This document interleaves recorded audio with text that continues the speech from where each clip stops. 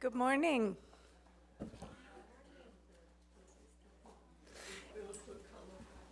Good morning. Welcome to our morning meditation. And welcome to all of you who are joining us online today. Thank you for being with us in this space of consciousness. I'm Kelly Capsar, and I'm your practitioner for the day.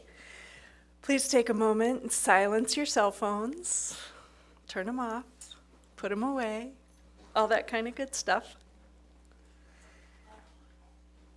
And this meditation is a blend of spoken word and silence accompanied by some beautiful music. Will last approximately 15 minutes.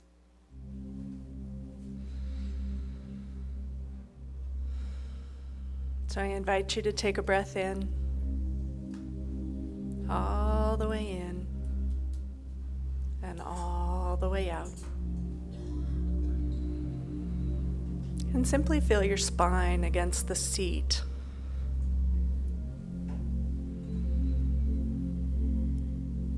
And feel this seat supporting your hips.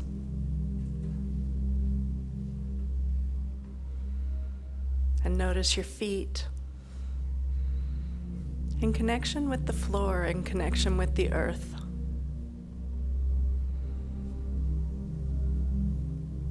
And simply notice, what does the earth right beneath you feel like right now? Is she warm? Is she cool? Is she rocky? Is she fertile? Is she purple or orange? Simply notice. And think about all of the plants that are blooming right now, supported by the love of the earth. Maybe like me, you've noticed that there is green things growing in the pavement of streets. Or all the sidewalks have things growing.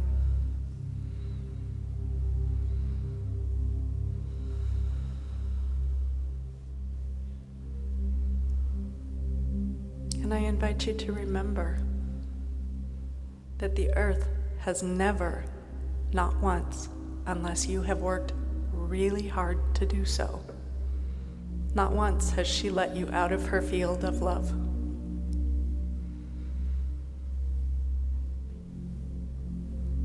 She is beneath us. She supports us. And she helps us grow.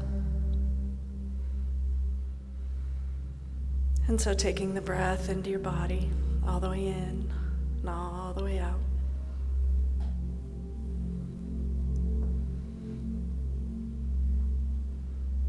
I want to invite you again to put your attention on the back of your heart.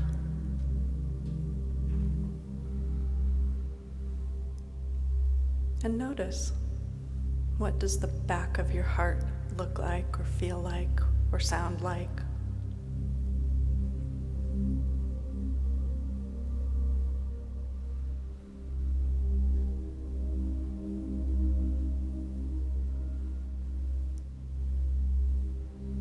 The back of the heart is actually where we receive the love and support for ourselves.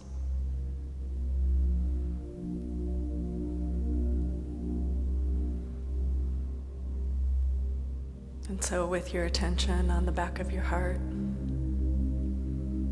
invite all the love and support that you can accept for yourself right now to come in, fill up the back of your heart.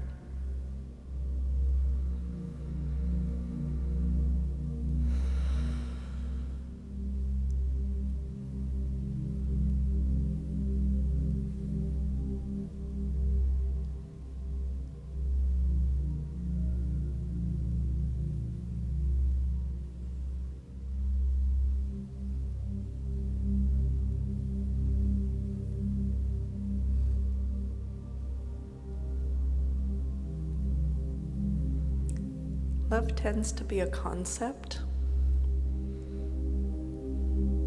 and it's also very practical, and it's very tangible. So what are the quality sensations of the love that the back of your heart needs?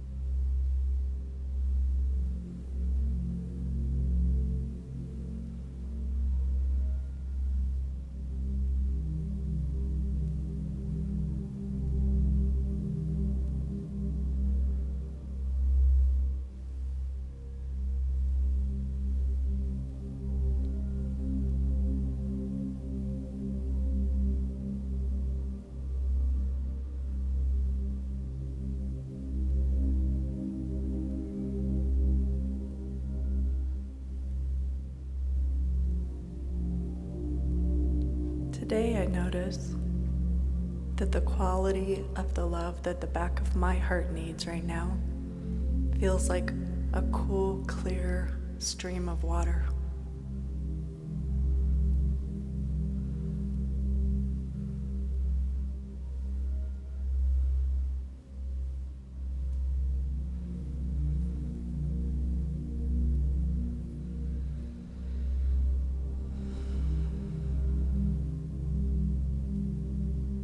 Last week, the quality of love that my heart needed was the feel of a tree and the movement of the sap through the rings of the tree.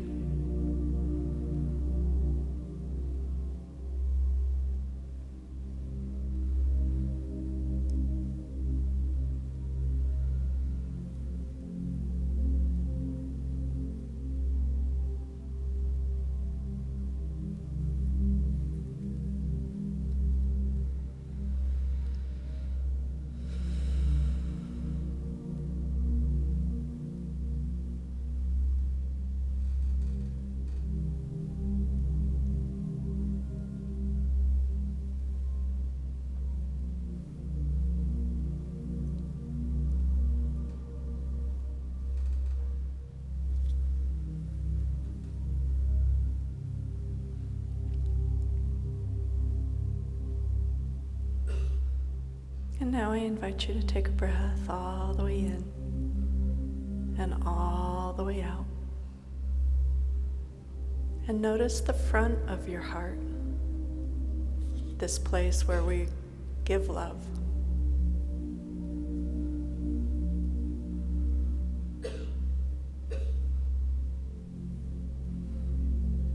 Notice if it feels different, because the back of your heart has been filled up already.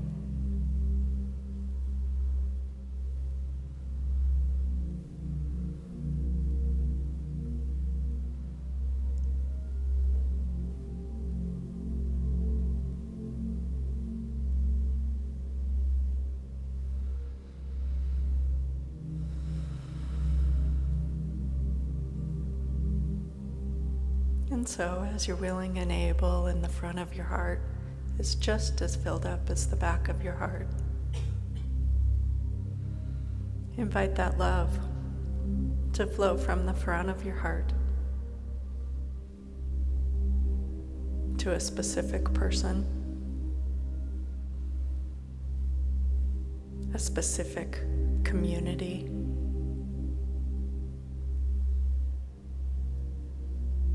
all people, all beings, all communities.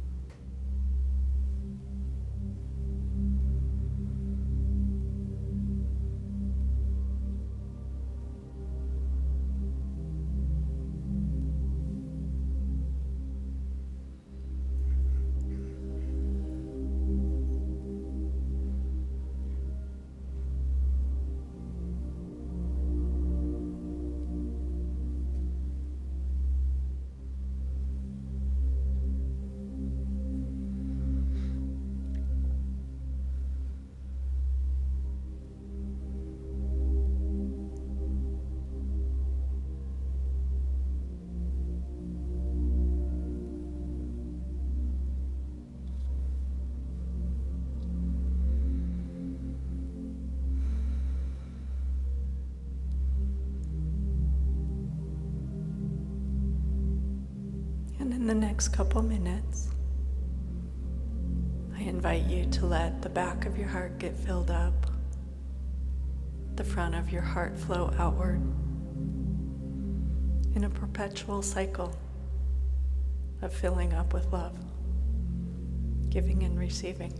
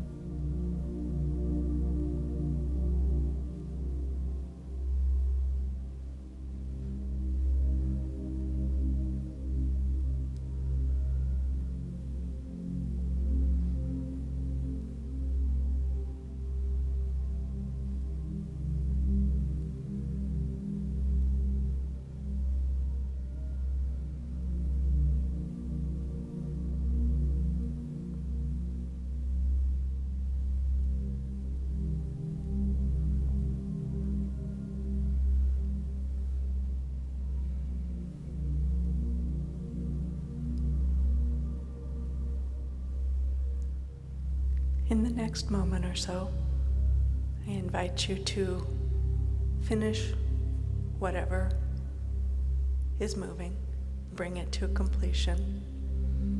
Come back easily, gently, and gracefully to this time and this place, right here and right now. Moving forward, love-filled and love-flowing.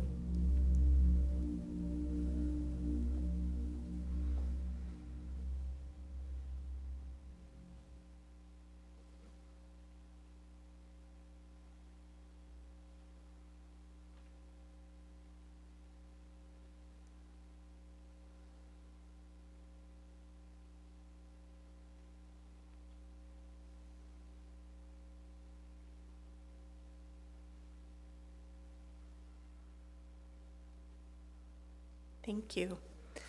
This concludes today's meditation. Thank you for being with us in practice, and service will begin at 10, so please move around the cabin and then join us in a couple moments. Thank you.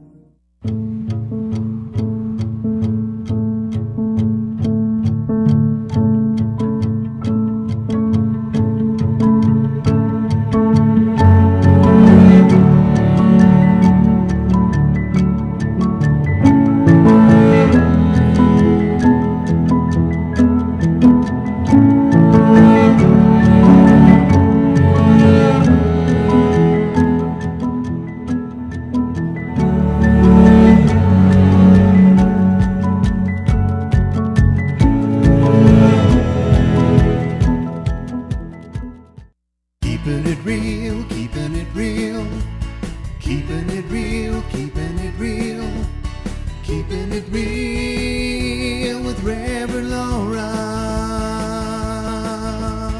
Keeping it real, keeping it real. Keeping it real, keeping it real. Keeping it real with Reverend Laura.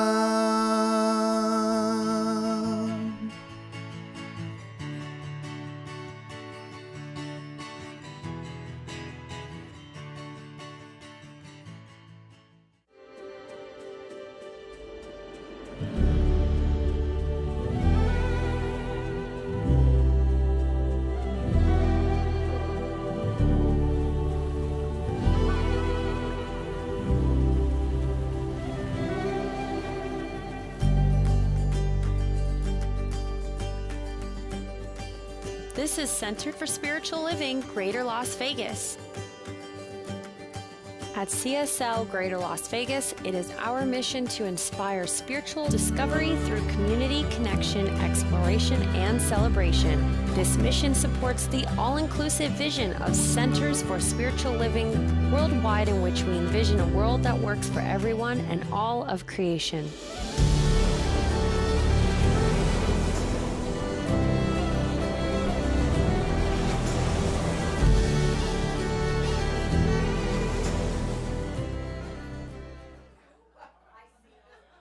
Well, good morning, everyone. Welcome to Center for Spiritual Living, Greater Las Vegas. Let's get those of you who are joining us to have a seat here.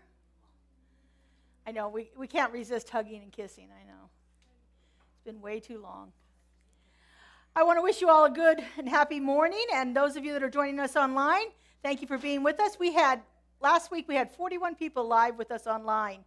And every week we keep getting new subscribers, so our online presence is just really out there.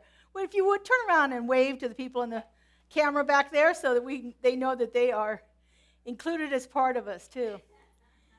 All right, wonderful.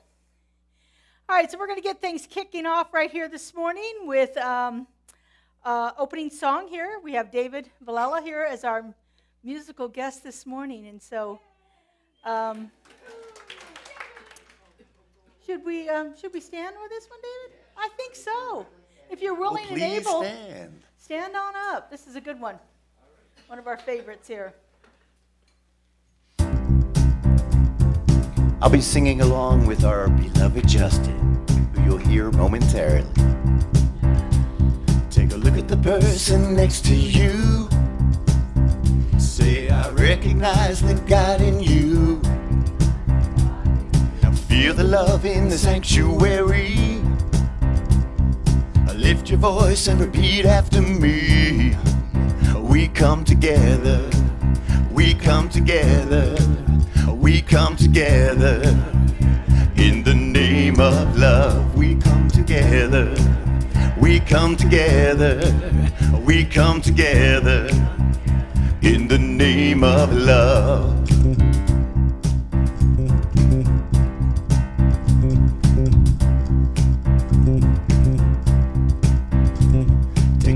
Person next to you.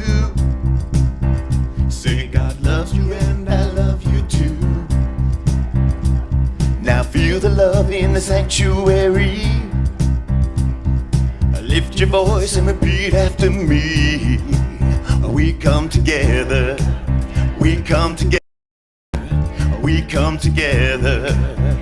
In the name of love, we come together. We come together. We come together in the name of love.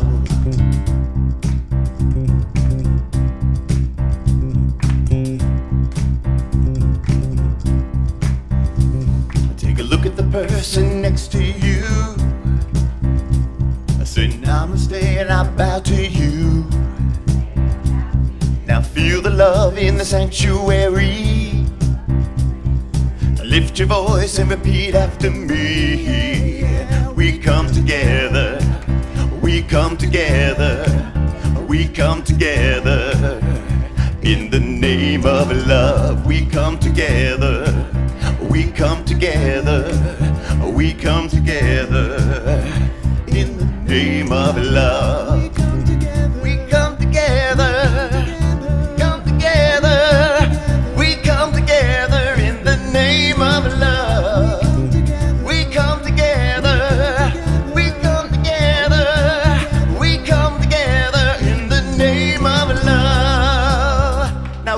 neighbors and say hello.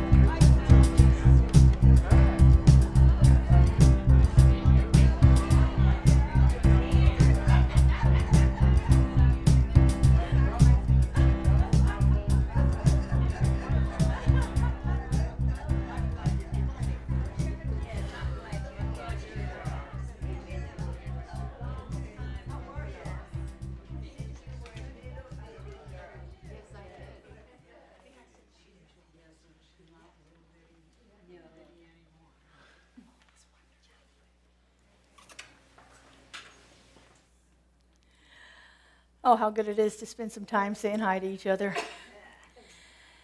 And so I'd like to take a moment to introduce our practitioners. Our practitioner of the day is Kelly Capsar. She gave us a wonderful meditation this morning, and we'll be doing the invocation soon. And joining us in High Watch today are Merlon Hart and Christine Page. And our online practitioners, Lynn Frankenberger and Leslie McKinnon, are taking care of our online audience as well. So thank you all for your service. You are a blessing to our center. These people spend at least 4 years learning, training, studying, developing their consciousness and their spiritual practices to be of service to our community. So we are so grateful for our wonderful practitioner corps. And so at this time, I'm going to invite Kelly Capsar up forward to give us our invocation and set the tone for us today. Good morning. So, first we get to do the affirmation, and then we'll do the invocation. So if you would repeat after me, please. I embrace the experience of love wherever I go. I embrace the experience of love wherever I go. Do you guys want to do it again? Yes. Okay. Let's do it again. And you can post this, put it on Post-its or reminders on your phone. Use it all the time. I embrace the experience of love wherever I go. Perfect. And now let's take a moment and go into the silence. And so knowing that there is only one power, one presence, one love, I breathe in that knowingness. I breathe out that knowingness for love, for life, divine, is as near as my breath.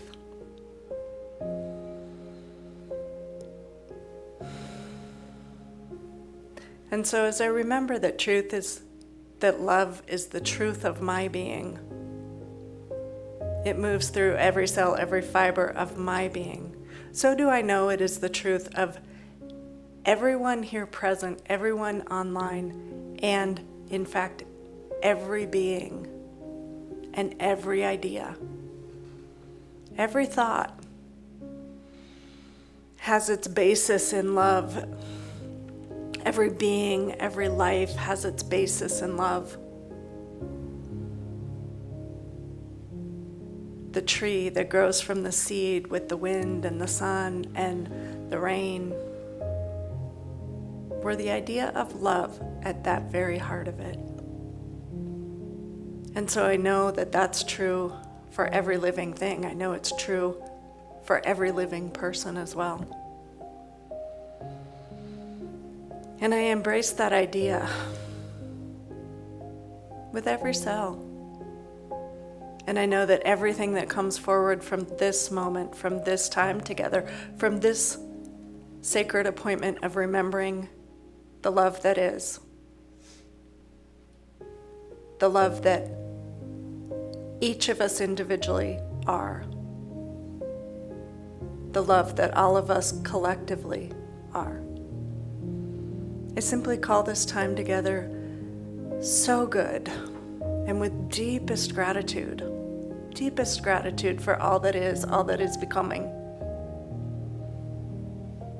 I release this time into love, for love has already guided us, and love continues to show the way. And breathing in and exhaling out, I simply release all of this to the love that is. And together we say, and so it is.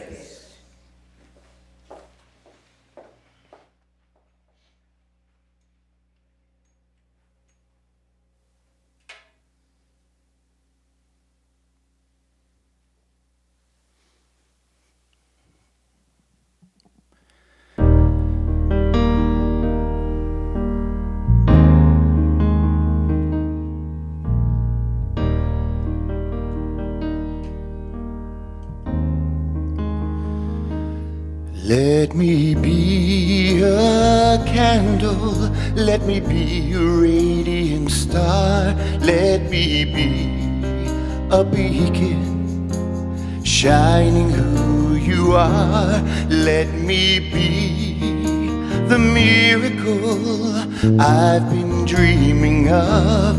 Let me be the lantern of your love. Shine through me, shine through me. Let the light within me help this troubled world to see. Shine through me, shine through me. Use this willing vessel, Holy Spirit, shine.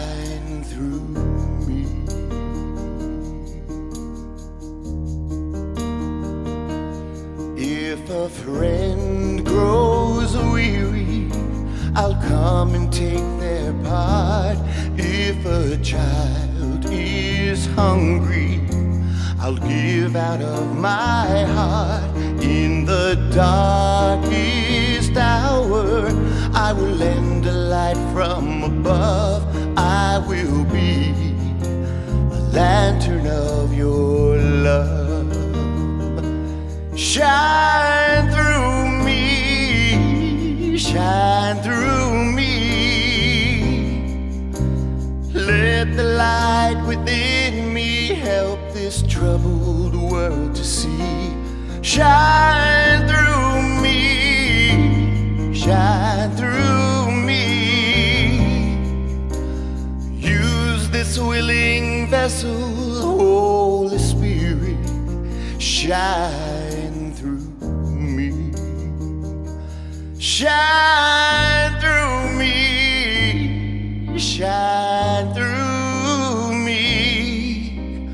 Holy Spirit, shine through me.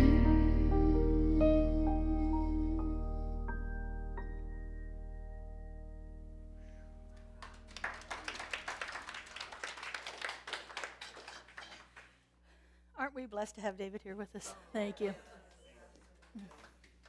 And thank you, Kelly, for that beautiful invocation, setting the tone perfectly for us. So this month we are talking about love, in case you hadn't figured that out yet. Everything has a little bit to do about love in it. Love is part of our theme for 2023, which is building a community. And of course, I think love is one of the most essential components to have in a community. And today we're talking about how that love shows up in the form of community here. So my talk title today comes from the Christian Bible, the New Testament, from several different books within the New Testament, but it's this idea of loving thy neighbor. Loving thy neighbor, this idea of being in community with others in a way in which we can just absolutely generate that positive feeling of love for them. So most often this passage about love thy neighbor as thyself comes from the book of Matthew. That's where it's most often quoted. But I actually like the way it's written in Mark better. So Jesus is meeting with a bunch of people, and it actually is the Pharisees, and they're trying to trick him. They're trying to see if they can catch him not knowing the answers to questions that they ask. And so they ask him a whole series of one. And then one of the Pharisees asked this question, what's the most important commandment? This happened to be a Pharisee who was very learned in the law according to Moses, the 10 Commandments. And of course, Jesus just kind of blows them all away by ignoring those and going on and saying, he says, hear this, O Israel, the Lord our God, the Lord is one. Love the Lord with all your heart and all your soul and all your mind and with all your strength. And the second most important commandment, love thy neighbor as yourself. There are no other commandments greater than these. Then he goes on to say, to love your neighbor as yourself is more important than all of the burnt offerings and sacrifices we could ever make. To love your neighbor as yourself is more important than any kind of sacrifice, any kind of offering, anything else we could ever do. Our founder, Ernest Holmes, has a whole section in the Science of Mind textbook about teachings from the New Testament. And he says this, the two great commandments are to love God and all other beings. On these hang the law and of the prophets. Love is the complete unity with life. And we cannot enter this state unless we are in unity with all that lives, for all is one. To love God alone is not enough, for this would exclude your fellow beings. And to love humankind alone is not sufficient, for this would be a too limited concept of God. Love thy neighbor. So who is our neighbor? Who is our neighbor? To understand the answer to that question, we have to get to a clear understanding of what our own spiritual identity is, who we are, in order to understand who our neighbor is. In his book, Practicing the Presence, Joel Goldsmith has an entire chapter entitled Love Thy Neighbor. And in there he talks about this idea of spiritual identity. This idea of spiritual identity is so all-encompassing. We limit ourselves when we think that God is a certain thing. And we limit ourselves when we think we are a certain thing. And we limit ourselves when we think rocks are a certain thing. When we miss the point that we're all interconnected, we are limiting ourselves in lots of different ways. Joel says, when we say, thou shalt love thy neighbor as thyself, we are not speaking of human love, affection, or friendliness, but we are holding our neighbor in high spiritual identity. And then we see the effect of this right identification in the human picture. When we see our neighbor as that which is in and of God, then we are loving our neighbor.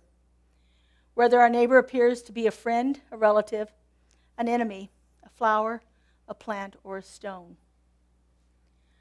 Our neighbor is all of this because we are all of this. There is a unity of life that transcends any particular form. We call this philosophy, this religious philosophy, panentheism, where God is in everything, but God is not contained and limited to one particular form. It encompasses all of it. In fact, it transcends all form. This is the idea of panentheism, is what the philosophers call it. In our principles, our Declaration of Principles, these are 10 statements of what we believe. Our Ernest Holmes wrote these back in the early 30s to give a succinct idea of what it is we believe in. And 3 of those 10 statements speak directly to this, that there is only one out there, one power, one presence, one divine creative source of all. Spirit manifests itself in, through, and as all creation, but it's not absorbed by its creation. In other words, it's more than any one particular thing.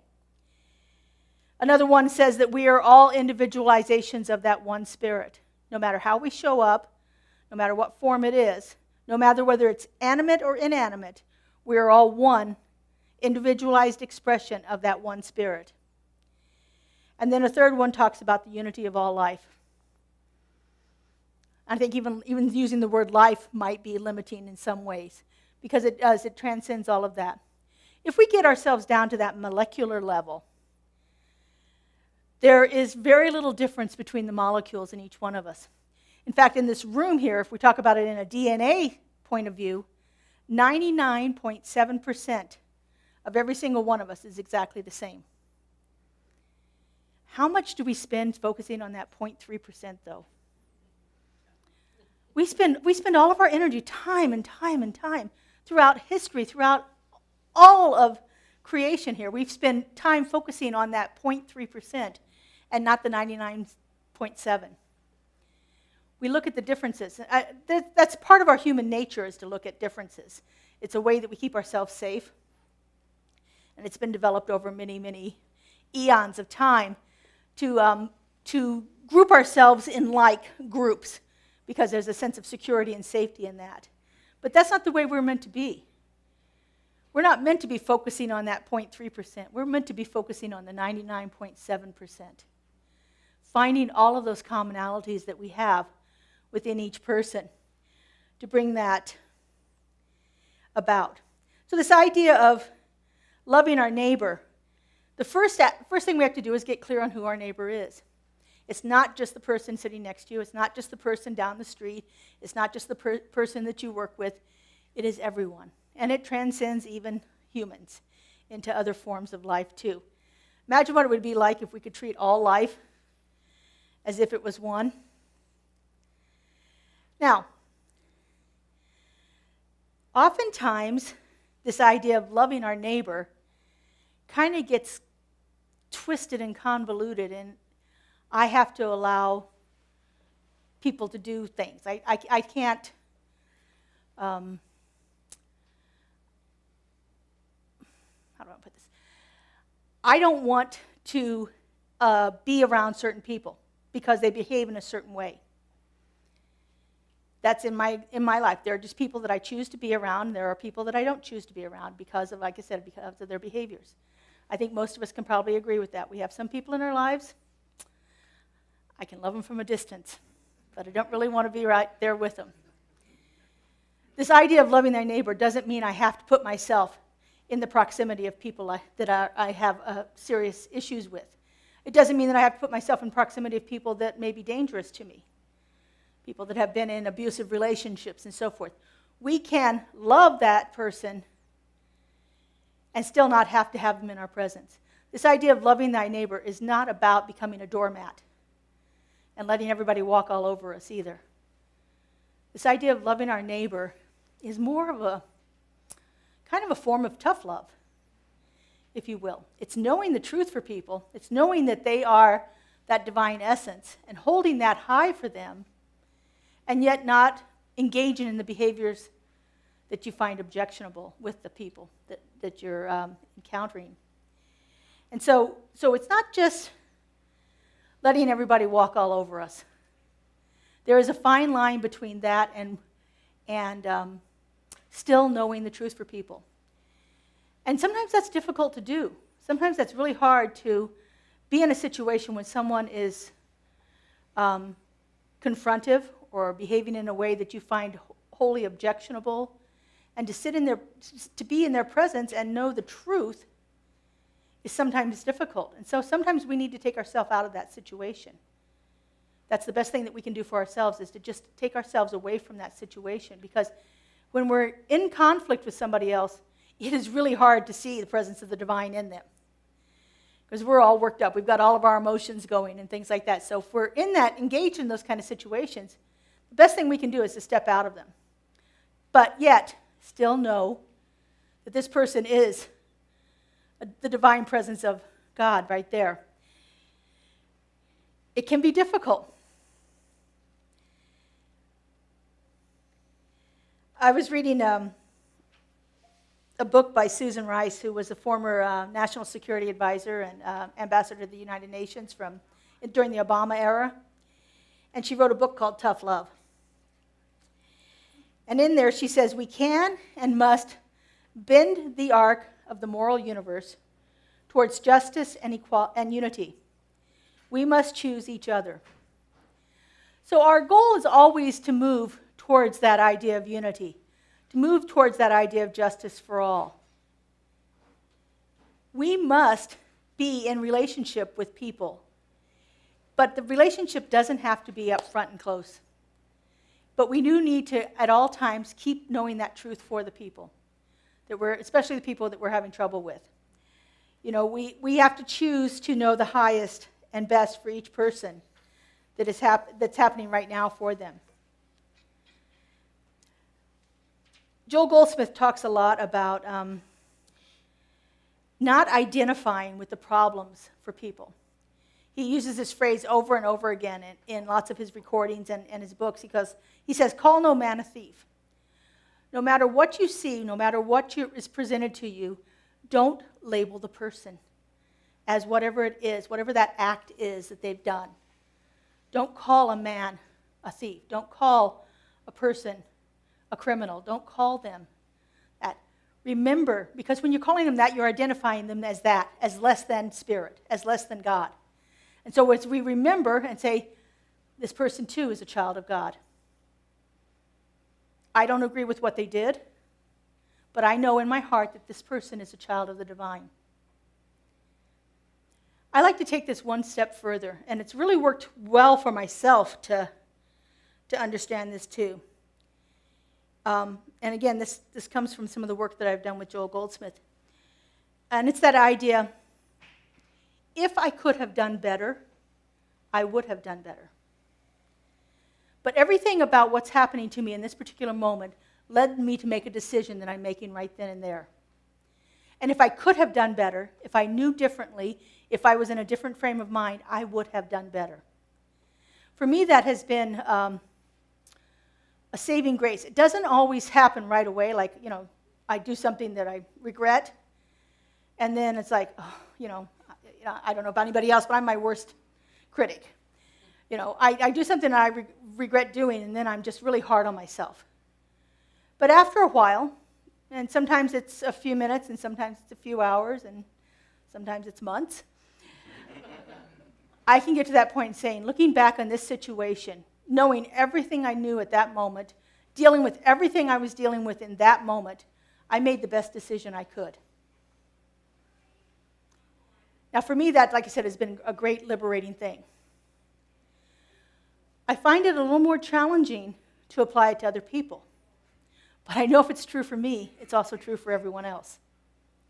And so we look at a person in a situation, we think, well, they should have made this decision instead of that decision. They should have done this instead of that. Well, we're not in their situation. We're on the outside looking in on it. And we can, we have a higher point of view. We have an outside point of view where we can see all the different things that are going on in there right then. We're not in the midst of whatever that turmoil is. And so we're sitting back on our throne here looking at the situation and passing judgment on the person. But if we could get to that place of grace, that place of forgiveness, that place of compassion, and realize that at every moment, everyone makes the best decision they could, then what a different world that would be. Doesn't mean what they did was right. It doesn't mean that they don't have to deal with the consequences of what they did. But it gives us a place of compassion where we can work through some of the issues that we're having around other people in difficult situations in a way that lets us see their spiritual identity, that gets us back to knowing that unity of all life, that the innermost God and the outermost God is one God, whether it's in me or whether it's in that other person. And so working through that idea is a challenge for us. It's a challenge for us to get to that place where we can soften our feelings of the experience in a way that lets us see a little more compassion for the person that's dealing with that. So one of the ways that we can do this, like I like to say every Sunday, is it's important to put this stuff into practice. We can talk and talk and talk and talk about it, but if we don't actually do it, it really doesn't do us much good. So one of the practices that I've found when dealing with difficult people that's helped me move through some challenges in my life is to really take a look at this person and see what we have in common. To see the things that we have in common. And then focusing on those commonalities can soften some of the feelings of the experience that I'm having. So for one of the things that I often do, if it's a female person, I will say, well, they're a daughter also. I don't know what their experience was with their parents, but I know that they were a daughter too. And we have this in common. And I can think about the experiences I've had with my parents, the challenging ones and the ones that were a blessing. And looking at those and focusing on, well, if I've had these kind of experiences, I'm wondering what kind of experiences this person has had. Have they felt the love of a parent the way I've felt it? And it softens me inside. You know, if it's somebody at work, I think to myself, well, they have the same boss that I do. I wonder what their experience is with the boss. I could make judgments about it and try to figure it out, or I can just soften myself around that. I'm wondering if they're having a difficult time dealing with this situation too, the way I am. It takes us out of the drama of the situation and puts us in a place of opening up to a greater compassion for our fellow mankind, to open us up to a greater experience of that unity, that oneness. It softens the reaction that we're having to the incidences that are happening within the people that we're dealing with, when we can begin to look at our commonalities. What is it that we share? I had one friend that told me about this, and she said the thing that reminded her was they were both mothers.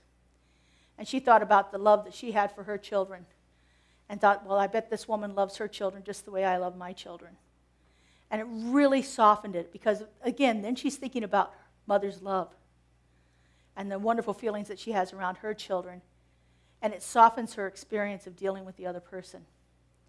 And so this is a great way that we can actually begin to put this love thy neighbor into practice in a real applicable way in our lives and in any situation that we're in. It will take us stepping ourselves out of the situation just for a moment so that we can actually get to a place of what the Buddhists call equanimity, where we're a little more balanced, we're a little less reactive to what's going on, and getting ourselves into a place where we can actually begin to think about these ideas of, if this person could have done better, they would have. And what do I have in common with this person? What things do I share with the people around me? I'm going to leave you with this quote from the book Words That Heal Today, which is a book that Ernest Holmes wrote about the teachings of Jesus. And he says, to love God and to love our neighbor as ourselves means to see God in everything and to include everyone in the one divine unity. To love God and to love our neighbor as ourselves means to see God in everything and to include everyone in this one divine unity. What a world we can create when we see everything as one. When we stop focusing on differences, we start looking for the commonalities, and we soften ourselves to the things that we find objectionable. Like I said, we don't have to tolerate that people in our presence, but we do need to soften ourselves to how we are reacting internally to the situation. Because everything begins from within us. Every single thing. That's the only way Spirit ever shows up in this world, is through each one of us individually. And so how is Spirit showing up through you today? How are you allowing Spirit to love your neighbor? Wonderful things to be thinking about. And it's a wonderful thing to take into prayer. And so let's do that right now.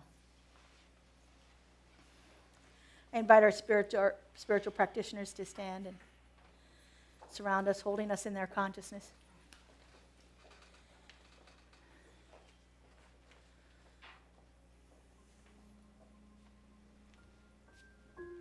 And so I just simply turn within.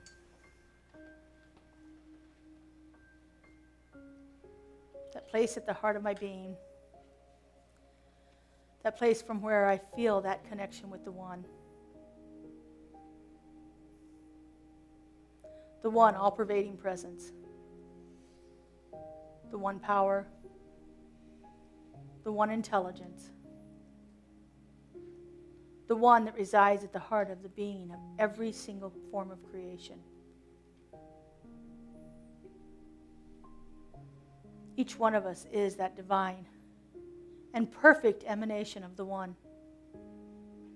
Each and every one of us is filled with that love intelligence, with that peace and that perfection. We are all an integral part of this one divine unity. And it is showing up beautifully through each and every one of us. And so in realization of this, I just simply speak my word.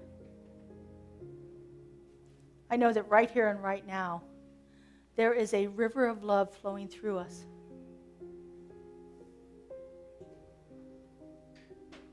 That it is free-flowing and clear and pristine. That it reaches out from each one of us, watering and nourishing all those around us. For everything it touches is our neighbor. For everything that this divine river flows into is a perfect emanation of that love intelligence. And I know that our task on this earth is to clear the way, to remove the boulders, to open up the blockages, and just simply allow that river to run free and full.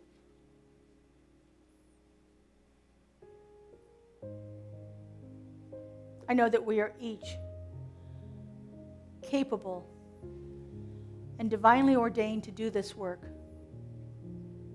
whether we realize it or not. For at every moment, we are a manifestation of the One. For every moment, we are that pure, unconditional love.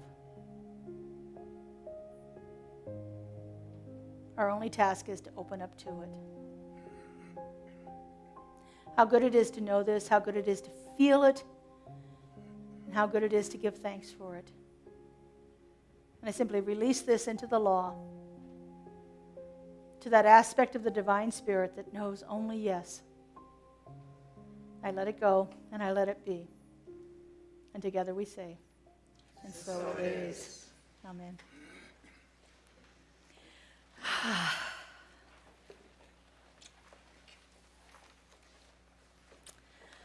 All right, so now is that time that we share our offerings. We have several different ways that you can contribute. We have ushers who are here ready to accept your cash and check donations right now. We have online giving through our website. We have a text-to-give number. And we have our newest form, Zelle. So those of you that like to Zelle. All of the information is on a handout in the back if you need that. Right now, we're just going to go ahead and pass the baskets and invite David up with our next musical song for us. Musical song. All songs are musical.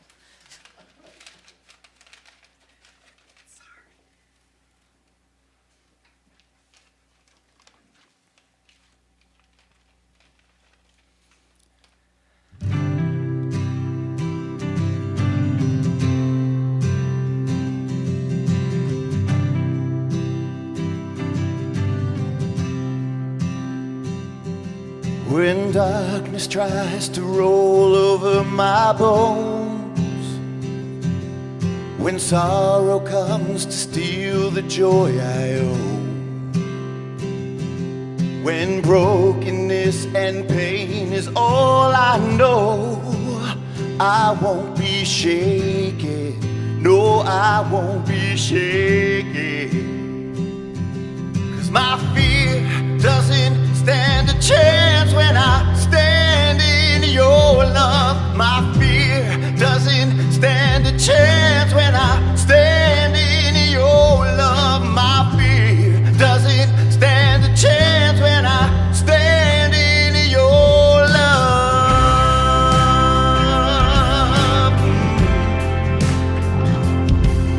Shame no longer has a place to hide, and I am not a captive to the lies. Well, I'm not afraid to leave my past behind, 'cause I won't be shaken. No, I won't be shaken. 'Cause my fear doesn't stand a chance when I stand in your love. My fear doesn't stand a chance when I stand in your love. My fear doesn't stand a chance when I stand in your love.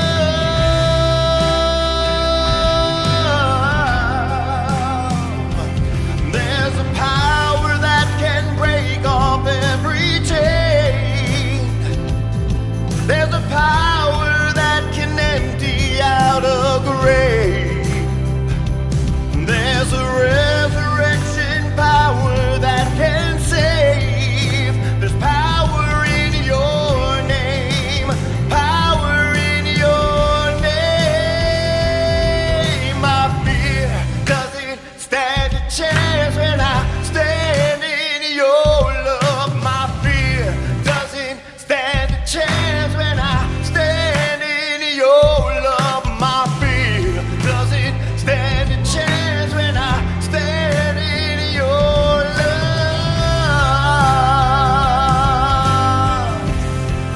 When I stand in your love,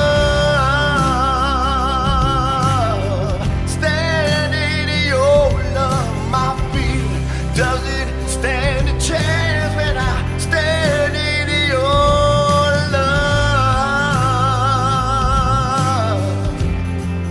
When I stand in your love. When I stand in your love.